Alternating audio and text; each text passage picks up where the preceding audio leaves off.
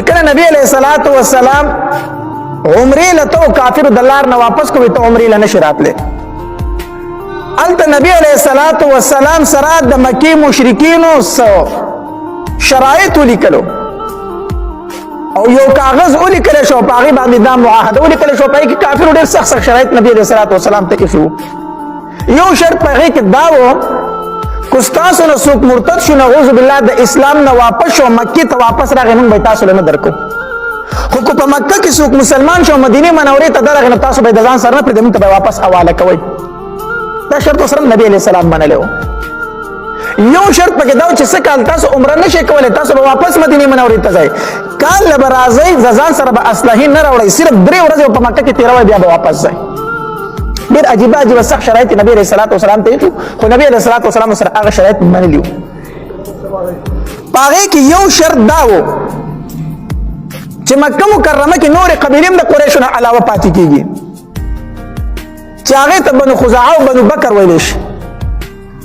د دې دوه قبیلو په ټول عمر د یو بل سره جګړې وي د بنو خزاعه او د بنو بکر ټول عمر د دې یو بل سره جګړې ژوند داسې تیرېدو نو پاره کې معاهده کې دا ولیکل شو چې دې قبیلو ته اختیار دی چې د هر چا سره ملګری کېږي ملګری دي شي هر طرف ته کېږي نو بنو بکر قبیله چې وا هغه قریش غوړه کوي موږ د کفارو سره کېږو او بنو خزاعه چې هغه نبی علیہ السلام غوړه کوي موږ د دې مرګتیا کو نو په دې معاهده کې دا ولیکل شي چې دوی موږ د یو بل سره جګړې نه کوي دا بنو خزاعه بنو بکر هم د یو بل سره جګړې نه کوي خو کو چرته دوی د یو بل سره جګړه کوله نو موږ به د دې ملګرتیا نه کوو د بل ډلې په خلاف باندې یعنی د بنو بکر ملګری قریش دي نو قریش به د بنو بکر ملګرتیا نه کوي او بنو خزاعه ملګری د نبی علیہ السلام دي نو نبی علیہ السلام د بنو خزاعه ملګرتیا نه کوي په مخالفت د بنو بکر باندې یعنی د دوی امداد بنکو دا معاهده وشوله وخت تیرېدو دین جګړه نه کوله آرام سره ژوند تیرو دی بنو بکر داسې کارو کو چې د شپې په بنو خزاعه باندې حمله وکړه هغې د ځان نه خبر هم نه دوی په حمله وکړه هغې د یوې چینې د یو کوی په غاړه باندې ودو او داسې حمله یې پرې وکړه چې ډېر شی پکې ووجل هغوی ترې وتښتېدل حتی تر دې پورې چې بیت الله شریف ته ننوتل هلته یې پرېنښودل بیا یو سړی بدیل تېر مو د هغه کور ته ورغله هلته یې قتل کړو نه یې پرېښودل او د دې بنو بکر مرګتیا قریشو وکړله حالانکې معاهده کې دا و چې د دې مرګتیا به نه کوئ خو قریشو د هغې وعدې خلاف ورزي وکړه او د بنو بکر مرګتیا وکړه په بنو خزاعه حمله وکړه او د هغوی نه ډېر شه کسان قتل کړو د دې خو مطلب دا و چې نبي علیه السلام مدینه منوره کې د هغه څه خبرېږي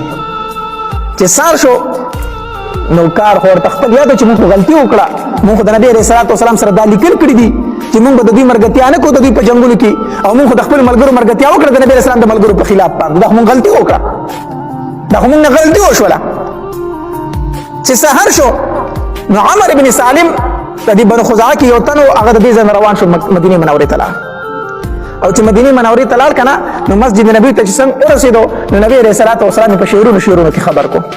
شعرونه ورته شروع کړو او په شعرونو کې نبی علیه السلام ته اشعارو کې دا خبره وکړه چې په موږ باندې بنو بکر حمله کړې ده او قریشو مرګتیا کړې ده او هغې تاسو سره لیکل دا کړي چې د دوی به امداد نه کوئ تعاون به نه کوئ هغې د خپلې وعدې خلاف ورزي کړي موږ راغلي یو موږ ستا ملګري اوس به ته زموږ امداد کوئ او نبي علیه السلام ته دا وویل چې اوس به ته زموږ ملګرتیا کوئ ته به زموږ امداد کوئ ځکه موږ ستا ملګرتیا غوره کړې ده او نبی علیہ السلام ته د مشرانو خبرې را یاد کړې چې ستا مشرانو په موږ باندې ننګ کړی دی او موږ تا سره چېرته بد شکلي نه ده کړې عهد شکلي ستا سره موږ نه ده کړې ستا ټول عمر موږ تابعدار پاتې شوي یو اشعارو کې نبی علیہ السلام ته دا خبره وکړه نبی علیہ السلام داسې وکړلو چې یو تن روان کو یو قاصد روان کو او قاصد ته وویلو ویلاړ شه او قریشو ته دا 3 خبرې وکړه قریشو ته دا ووایه چې تاسو د خپلې معاهدې خلاف ورزي کړې ده اوس په دې 3 خبرو کې یوه اختیار کوئ یا خو داسې وکئ د خزاعه قبیلې چې کوم کسان تاسو وجلي د هغې دیت ورکئ زمونږ د ملګرو کوم کسان چې تاسو قتل کړي د هغې څه ورکئ دیت ورکئ خبره به خلاصه شي دویم دا چې د بنو بکر سره خپل تعلقات ختم کړئ بنو بکر سره تاسو ملګرتیا ده او د هغې په ملګرتیا کې تاسو بنو خزاعه وجلي دي نو د هغې سره خپل ملګرتیا څه کوئ ختمه کړه دویمه خبره دا ده او درېیمه خبره دا ده چې په حدیبیه کې کومه معاهده لیکلې شوې ده یا هغه ختمه کړئ فسخ کړئ په دې 3 خبرو کې یو کوئ یا د بنو خزاعه د مقتولینو دیت ورکئ یا د ابو بکر سره خپل تعلقات ختم کړي یا مې چې ستاسو سره د جنگ بندۍ کوم معاهده او کوم شرایط لیکلي وایي چې هغه موږ نه منو هغه پس کړي د درو خبرو کې وکړي قاصد چې قریش ته دا خبر وکړه قریش ورته هم د درو وړ کې هم نه منو د درو وړ کې موږ یو نه منو او خپل پیغمبر ته چې څه کوي ودی چې دا وایو قاصد روان شو چې قاصد مدینه منورې ته روان شو دلته کې دوی ویل چې دا موږ غلطي وکړه ځکه چې هغه زور خو مات شوی کنه هغه زور مات شوی ځکه غټ غټ خلک مسلمان شوی خالد بن ولید غونته سړی مسلمان شوی مدینه منورې ته تللی و عثمان ابن طلحه رضی الله تعالی عنہ غونته کې سړی مسلمان شوی عمرو ابن عاص غونته سړی مسلمان شوی غټ غټ خلک مسلمان شوی نو دوی هغه زور خو مات شوی چې سوچ وکړه زموږ خو هغه زور هم نشته دی او موږ د نبی رسول الله والسلام سره د وادي خلاف ورزي وکړه دا به وسه کیږي ستومان شو خپېمان شو ابو سفیان ته وویل اله شاب زر ځان مدینه منورې ته ورسوا او نبی رسول الله والسلام ته وایا چې د حدیبیه کوم معاهده د دغه تجدید لراغله ما اخو مې در سره یو ځل ما تکړه خو زه بیا راغله چې معاهده نه وکړو زر ورش ابو سفیان د صلح د پاره د مکې روان شو مدینه منورې ته چې څنګه مدینه منورې ته ورسېدو نو لومبه د خپل لور کرلا ام حبیبه رضی الله تعالی عنها د ابو سفیان یو لور په نبی علیہ السلام واده وا په ازواج مطهرات کې ده ام حبیبه رضی الله تعالی عنها د دې مدینه منورې ته څنګه ورغی کنه نو ډایرک د خپل لور کرلا چې د خپل لور کرلا او لور ته ډیر زیاته خوشاله شو ځکه خپل پلار ډیر مدفس ولیدو ډیر مدفس ولید ابو سفیان او پلار ډیر لوی سړیو د مکی مکرمه سردار او سړی کې سړی خو نه کنه نو د خپل پلار ته پاسې دا پلار ځان ته رانږدې کړ د خپل کړه د پلار په تندې خپل کو خو چې کله سلام کلام وشو